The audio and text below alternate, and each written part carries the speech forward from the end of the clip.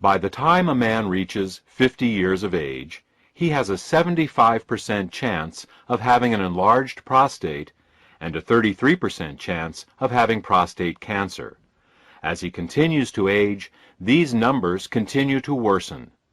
It's an accepted medical fact that if a man lives long enough, some kind of prostate problem is virtually guaranteed. Prostate problems are not, however, inevitable.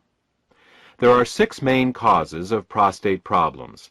These are hormonal imbalances, cancer, zinc deficiency, cadmium toxicity, calcification, and infection. In this audio presentation, we will discuss each of these 6 problems in detail, and then for each problem, tell you which natural ingredients are most effective at addressing each particular problem. Should you want a product with all of the ingredients for each of the problems we are about to discuss, they are available in the Endosterol product. Now, let's begin with hormonal imbalances and cancer, as these 2 problems are intimately related. Up until his early 30s, a man produces more testosterone than estrogen. Yes, you heard right. Men produce estrogen. This is natural and is nothing to worry about. Men produce estrogen and women produce testosterone. The difference is that men make more testosterone than estrogen and women make more estrogen than testosterone. It is this predominance of one hormone over the other that is responsible not just for the differences between male and female bodies, but also the differences between male and female personalities. Unfortunately, as a man ages, he makes less and less testosterone and more estrogen until by age 34, a man makes more estrogen than testosterone. I call this a hormonal inversion. This process accelerates with age, so that by the time a man is 60, he makes twice as much estrogen as testosterone, and by age 90, 12 times as much. While somewhere in a man's 50s, this change is officially labeled as andropause, which is the male version of menopause, you can see that the process actually starts in a man's mid-30s. A hormonal inversion can show up in many ways. In the sports world, a man's performance begins to suffer. This is why you don't see many professional athletes at the top of their game past age 40. Muscle size and tone decreases, and fat begins to accumulate. This gives a man a softer, more feminine appearance. In the business world, a man may begin to lose his competitive edge. In relationships, he becomes more passive. In general, as the hormonal inversion begins to take hold, a man becomes more sensitive and less aggressive, more feminine. Regardless of how you feel about the effect of female hormones on your personality, the male body doesn't like it at all. In particular, this hormonal inversion wreaks havoc on a man's prostate. Hormonal inversion, or the dominance of estrogen over testosterone in man, is due to 3 actions. First, as a man ages, he makes less testosterone. This is understandable, as all hormones decrease in their production with age. Second, some of his testosterone begins turning into dihydrotestosterone, or DHT for short. This happens courtesy of an enzyme called 5-alpha reductase, whose job it is to convert good testosterone into its evil counterpart, DHT. It's DHT that is the main cause of hair loss and prostate enlargement. Did you ever wonder why baldness is predominantly a male problem? It's because men make more testosterone than women and thus are at greater risk of having more testosterone that turns into DHT. The third cause of hormonal inversion is a bit more bizarre. It turns out that there is an enzyme in a man's body called aromatase, whose function it is to convert testosterone into estrogen, And not just any kind of estrogen, because there are actually 3 different types of estrogen. This aromatase enzyme turns testosterone into the most powerful of the 3 forms of estrogen, namely estradiol. Thus, as a man ages, he not only makes less testosterone, but what little testosterone he makes, his body then turns into DHT and the estrogen estradiol.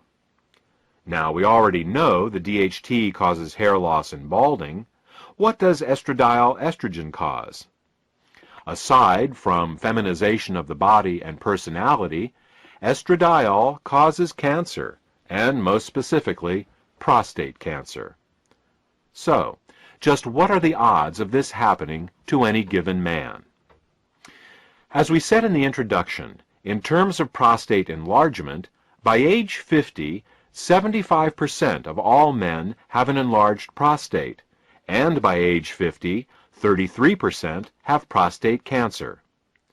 Prostate cancer is the most common non-skin cancer in the United States, and the second leading cause of death from cancer among U.S. men, after lung cancer. As a man gets older, these numbers get much worse, and if a man lives long enough, prostate enlargement and cancer are virtually guaranteed. Medical treatments for an enlarged prostate and prostate cancer often leave men in diapers, unable ever to have sex again. So what do we as men need to do? We need to increase testosterone production, block the enzymes 5-alpha reductase and aromatase, and find some way of dealing with a prostate that has already become cancerous and enlarged. Alternative medicine has identified many natural ingredients that can help us do this, but the best of all of them are beta-sitosterol and ellagic acid. Beta-sitosterol suppresses both 5-alpha reductase and aromatase, so that takes care of DHT and estrogen. In terms of prostate cancer, animals treated with beta-sitosterol had 43% smaller tumors and had 1/2 the rate of metastases over untreated animals. Ellagic acid works by causing cancer cells to actually self-destruct. The technical term for this is apoptosis. Whenever a cell becomes cancerous, our DNA instructs it to self-destruct. This is one of the most powerful safeguards we have in preventing cancer. Unfortunately, some cancer cells manage to block this signal. These are the cells that go on to grow and form tumors.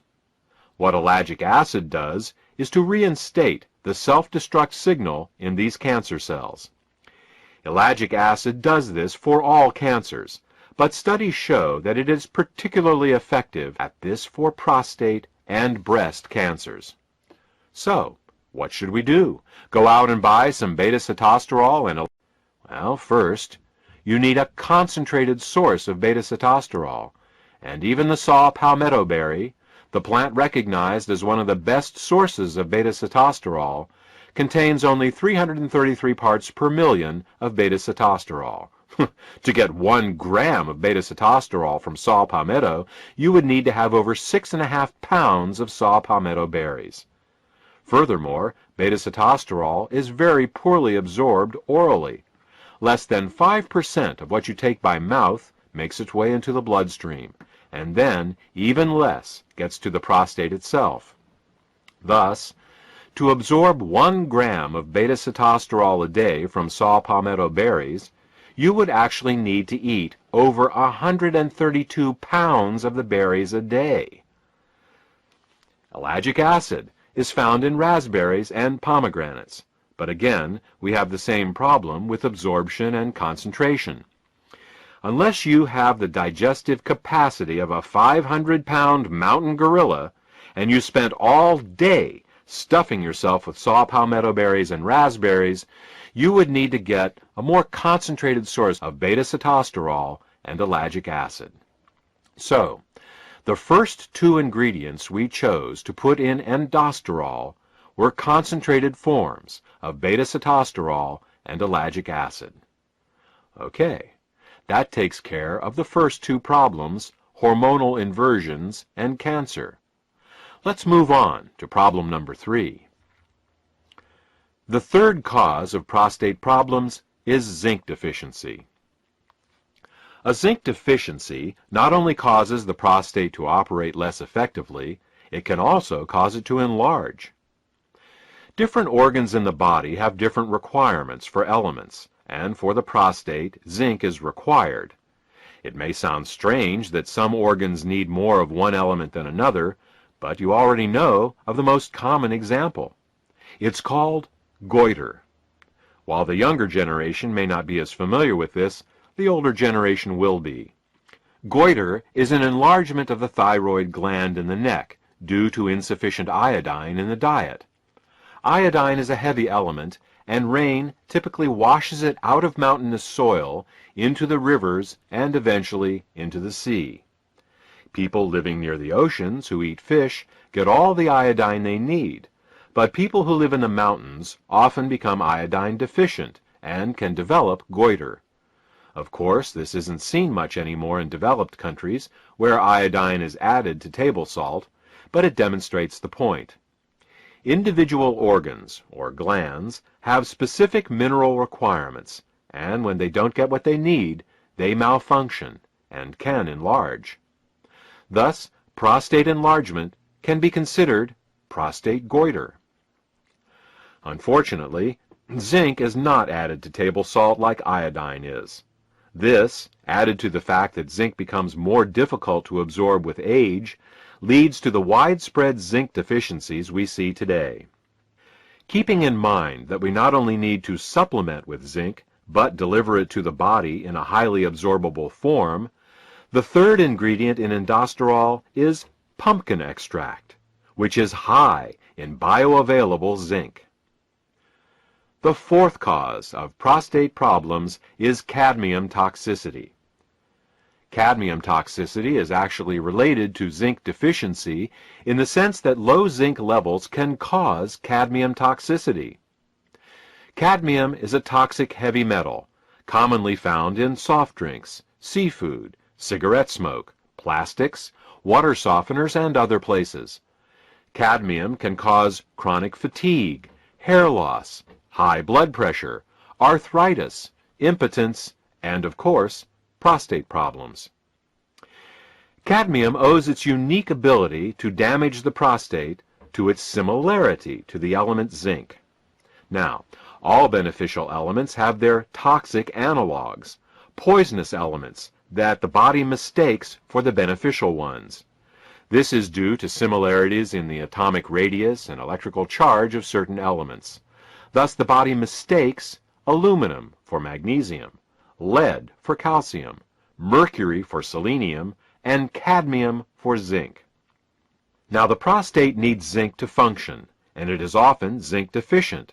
So when it sees some toxic cadmium floating by in the bloodstream, it thinks, "Oh good, here's some zinc, I need that," and it gobbles it right up. In this manner, over time, cadmium accumulates and begins causing problems. If a man were to take supplemental zinc his whole life, it would offer some protection against cadmium absorption, but even so, some cadmium is bound to make it to the prostate. The only way to deal with cadmium is to remove it with a chelator. A chelator is an ingredient that has a very strong attraction to a particular element. If the attraction it has is stronger than the attraction the body has for that element, the chelator can pull that element out from the body. The safest and most effective cadmium chelator is called EDTA. EDTA is an amino acid that has a 50-year history of removing toxic metals like cadmium from the body. Once EDTA has attached itself to cadmium, the entire complex becomes water-soluble and will be eliminated harmlessly in the urine within a few hours. Thus, EDTA is the fourth ingredient in endosterol. The fifth cause of prostate problems is calcium deposits in the prostate. We've discussed cadmium, and we can agree that it is a toxic metal. But what about calcium?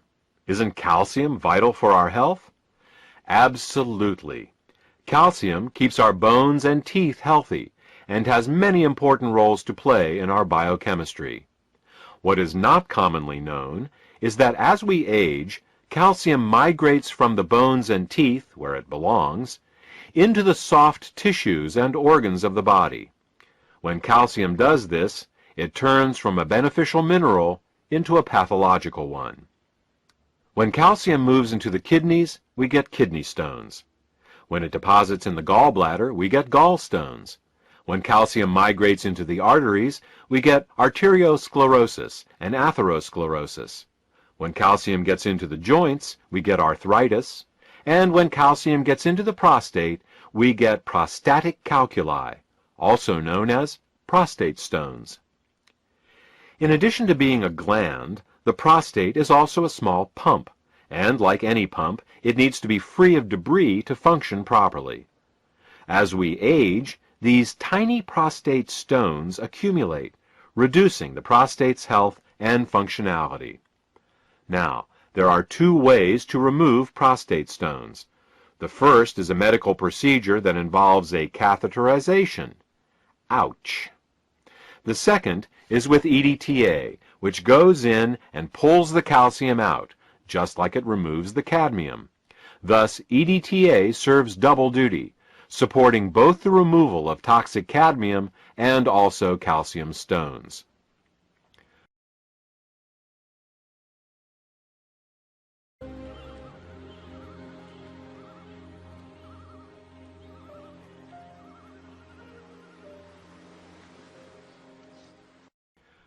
The last cause of prostate problems we will address is that of infection.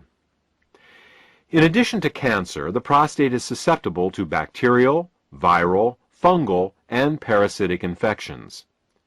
You will recall that ellagic acid is the ingredient used in endosterol to decrease cancer risk, but it does much more than that. Ellagic acid is truly a remarkable ingredient. Ellagic acid is antibacterial, antifungal, antiviral, and antiparasitic as well. Ellagic acid is such a remarkable ingredient that it is well worth learning a bit more about it. Ellagic acid inhibits all bacteria by inhibiting the enzyme gyrase. Gyrase is only found in bacteria, and it is the enzyme that allows bacterial DNA to coil. Without this enzyme, the bacteria's DNA unspools, and the bacteria dies. Unlike traditional antibiotics that are specific to certain bacteria, ellagic acid works on all bacteria. Since gyrase isn't a human enzyme, inhibiting it does us no harm.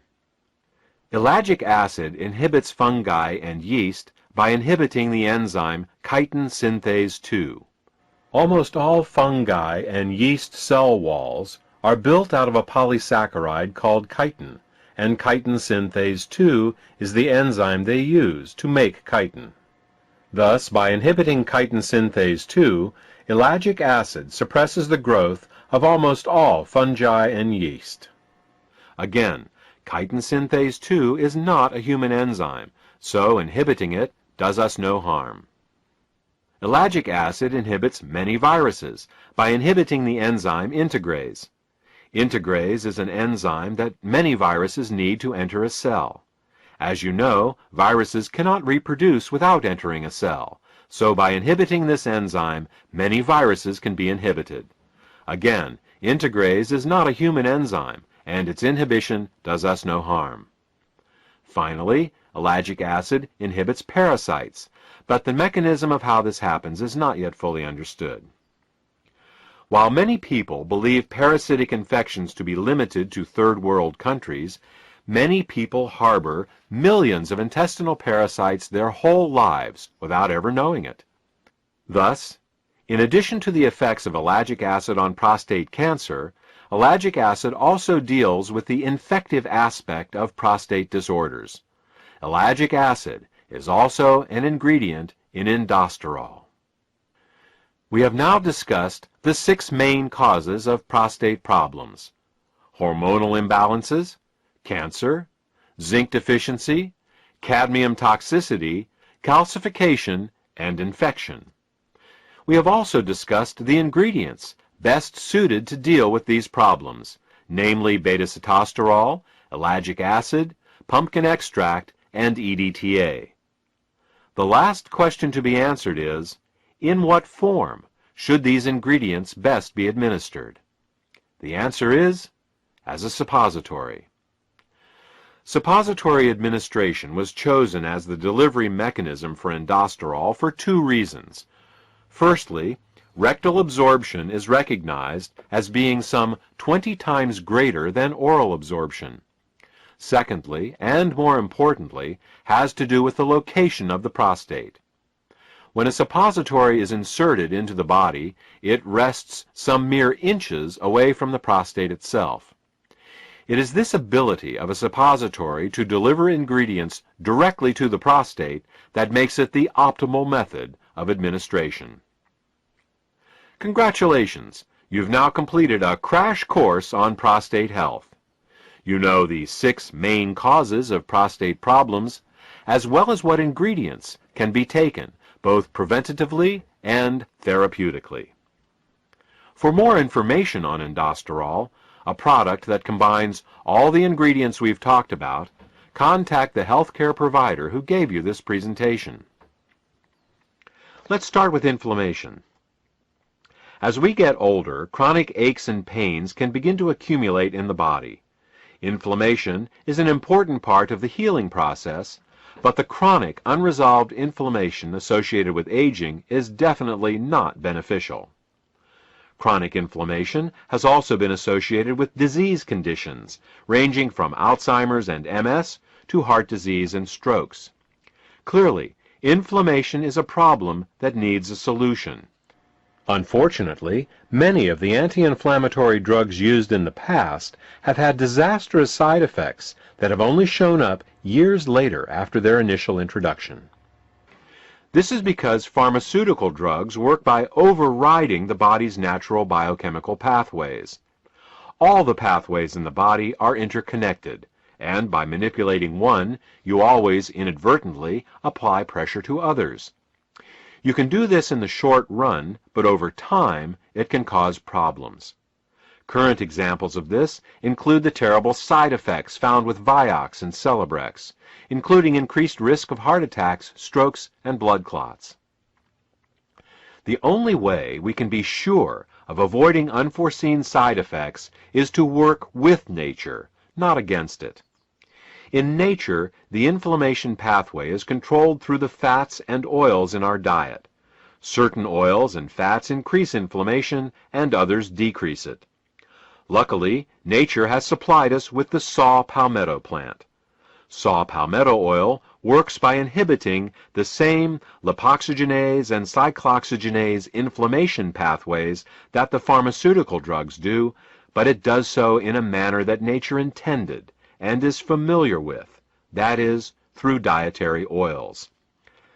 Let's move on to circulation problems. In dealing with circulatory problems, there are two main issues to address, and they are blood viscosity and plaque. Blood viscosity refers to how thick the blood is, how prone it is to forming clots. We need our blood to clot to prevent us from bleeding to death from injuries. But when the blood becomes too thick, clots begin to form inside the body in the arteries and in the veins. These clots can decrease the flow of blood, leading to fatigue if they are small, and strokes and heart attacks if they are large. Fortunately, saw palmetto in general, and beta-sitosterol in particular, both inhibit platelet aggregation, which is what causes the blood to clot. Let's look at the second issue raised, that of plaque. Plaque are the blockages that grow inside the arteries, obstructing blood flow. Scientific studies have shown that beta-sitosterol supports the removal of fat directly out of arterial plaque. Many people think that all they need to do to take care of their circulation is to keep their cholesterol low. The truth is, it isn't the fat in the bloodstream that causes the problem, but rather the fat in the plaque itself. While lowering cholesterol may look good on a blood test, the real key is lowering the fat in the plaque and keeping the blood thin. Still, if a good blood test is important to you, you will be happy to hear that beta-sitosterol has also been clinically shown to support the lowering of LDL cholesterol and triglycerides. Immune function is the second issue we will address in this chapter. While most people believe that a stronger immune system is a better immune system, the truth is that what we really want is a strong and balanced immune system. A person suffering from allergies has a strong but unbalanced immune system. A person suffering from an autoimmune disease also has a strong but unbalanced immune system. To understand the concept of immune balance, we will compare the immune system of a person to the internal and external security of a ritzy nightclub. In a nightclub, there are doormen and bouncers. The job of the doormen is to make sure that only the right sorts of people are allowed in. The job of the bouncers is to wander around inside the nightclub and toss out anyone that starts causing trouble. In order for the nightclub to operate successfully, there needs to be a balance between the doormen and the bouncers to keep the nightclub running smoothly. On the other hand, if the doormen are too aggressive and the bouncers are too passive, or vice versa, the nightclub will have problems. Let's look at the first scenario: overly aggressive doormen and passive bouncers. With overly aggressive doormen, perfectly good clients will be denied entry to the club.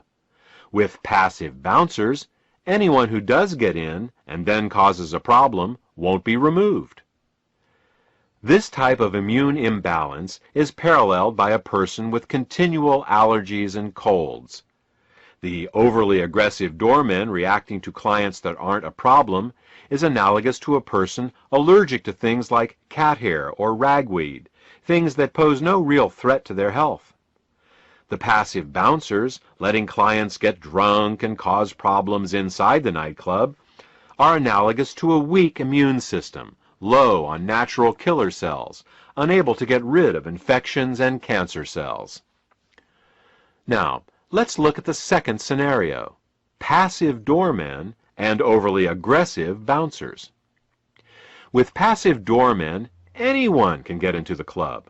With overly aggressive bouncers, peaceful and valuable clients are tossed out, and the fights between the bouncers and normal folk just there to have a nice time are always breaking out. This type of immune imbalance is paralleled by a person with an autoimmune problem.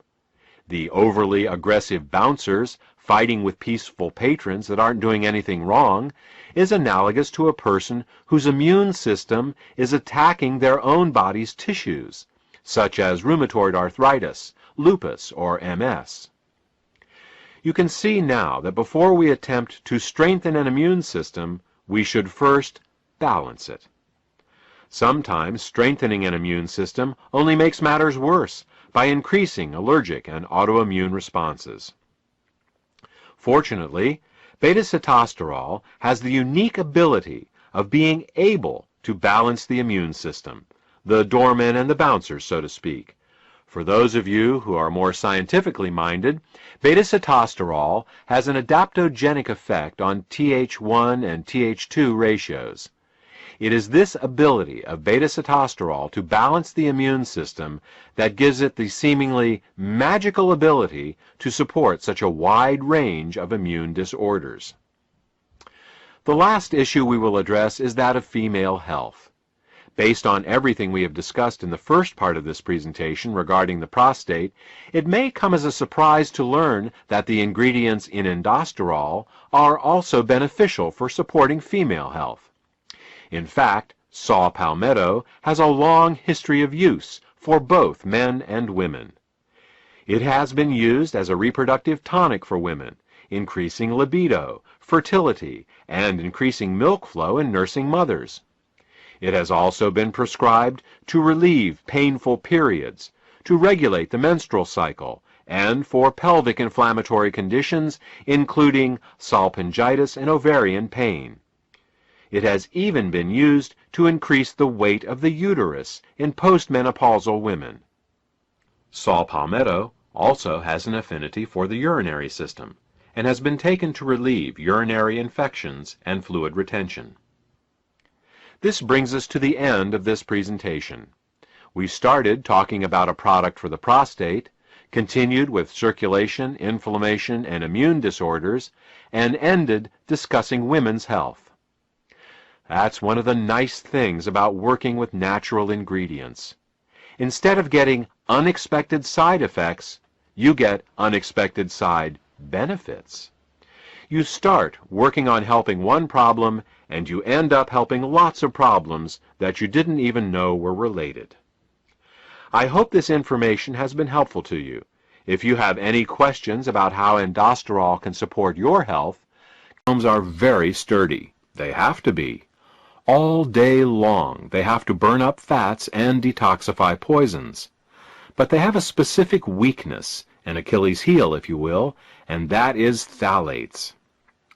Phthalates are the chemicals that are added to plastics to make them more flexible.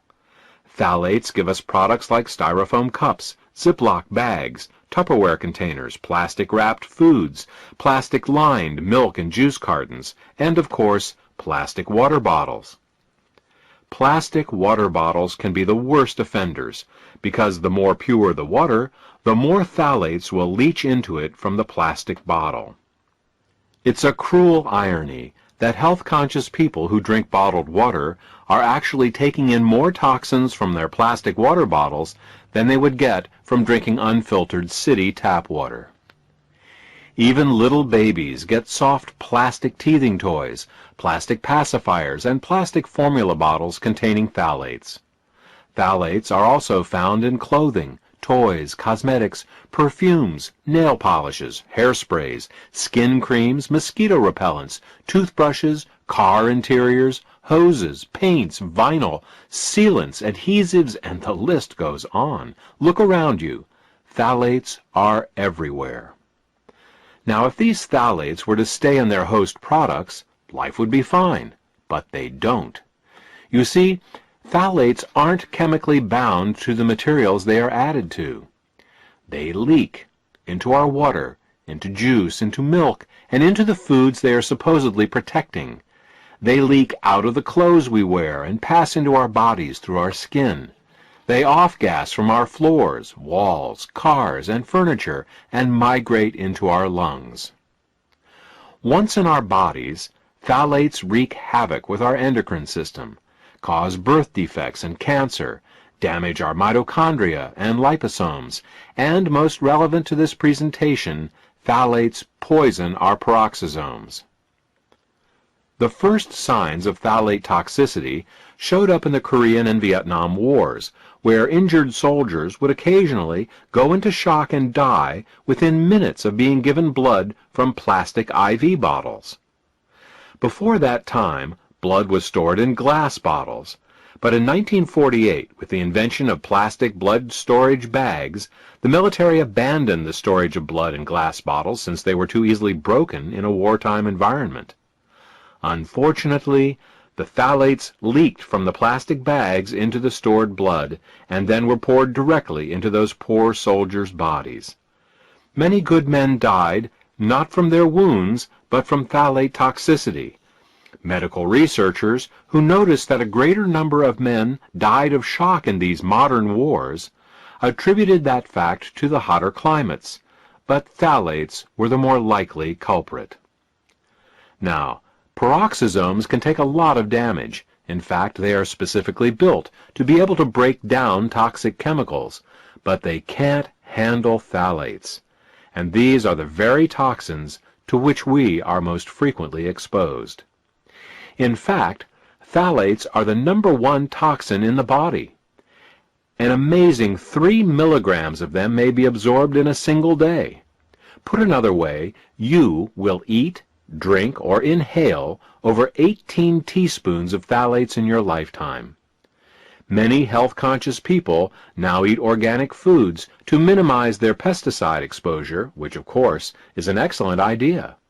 But what they are unaware of is that phthalates are even more toxic than many pesticides, and that in an average day we absorb many more phthalates than we do pesticides.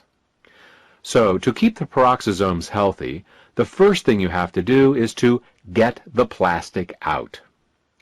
You can do this by minimizing your exposure to plastics. Unfortunately, avoiding all plastics is virtually impossible in the modern world, which brings us to the second thing we need to do. We need to actively remove the phthalates from our bodies. This can be accomplished in two ways. The first method is to take regular saunas. A certain amount of phthalates can be removed with a good old-fashioned sweat, and this is something each of us should be sure to do at least once a month. Unfortunately, this can only get rid of the phthalates that are in the skin and fat. To get the phthalates out of the deeper internal organs, we need to employ another technique. To get the deep-seated phthalates out of the body, we need to use our innate glutathione detoxification system. Glutathione is the body's main detoxifier, and, fortunately, it can remove phthalates. Outside of detoxifying poisons, the main function of the peroxisomes is to burn fat. So, when our cells sense that fat and oil consumption has increased, they produce more peroxisomes to help metabolize them. Likewise, if they sense that less fats and oils are being consumed, they decrease in number. One of the main ways that our cells determine how much fat and oil we are consuming is to monitor the level of sitosterols in our body. Since sitosterols are always found in fats and oils, this gives the cells a way to determine the amount being consumed, and then to increase or decrease peroxisome production accordingly. This peroxisome regulation system worked flawlessly, right up until the time fats and oils began being mass-produced in the last century. You see, fat and oil production companies don't like sitosterols. Sitosterols gum up their multi-million-dollar processing equipment. They make their products cloudy and give them a taste and odor some people find objectionable. They also cause their products to have a shorter shelf life. So what did these companies do? You guessed it. They filtered out all the sitosterols from their products. So what happens when you eat these unnatural sitosterol-free foods? The cells are misled into thinking that the fat and oil consumption is much lower than it actually is. Over time, this causes a decrease in the number of peroxisomes. Since peroxisomes burn fat in the cells, less peroxisomes mean less fat-burning capability. This can cause fat to be put in storage around the body, and not just in the thighs and around the waist. In fact, fat can accumulate virtually anywhere in the body. When fat accumulates in the arteries, it is called atherosclerosis. Fat accumulation under the skin is called cellulite. Fat can, and does, accumulate in every organ, including the heart, brain, lungs, nerves, liver, bone marrow, and the spleen, to name but a few. So, what can we do? First, stop eating refined fats and oils. In this manner, your cells won't be blindsided by fats and oils they can't sense. Second, consider increasing your intake of sitosterols. This way, you can stimulate the production of more peroxisomes and start the process of burning all that accumulated fat out of your body. According to the Centers for Disease Control, 57% of Americans are overweight, and nearly 1/4 of our population is clinically obese. Detoxification, diet, exercise, and peroxisomes. A complete weight loss program must take all 4 of these subjects into consideration. So, let's recap. Every cell has peroxisomes in them, whose job it is to burn fat and detoxify poisons. Peroxisomes are under continual attack by the most common of all poisons in the human environment, phthalates. Peroxisomes are also artificially decreased in number due to cetosterols being processed out of our foods. The decreased number of peroxisomes in our cells can lead to fat deposition in all the organs of our bodies, as well as an accumulation of many chemical toxins that the peroxisomes would otherwise neutralize. The solution is fourfold. 1. To avoid phthalates whenever possible. 2. To break into a good sweat at least once a month to sweat out some of the phthalates. 3. To support our glutathione detoxification systems so we can detoxify those phthalates we can't sweat out. And 4. To increase our cetosterol intake so as to stimulate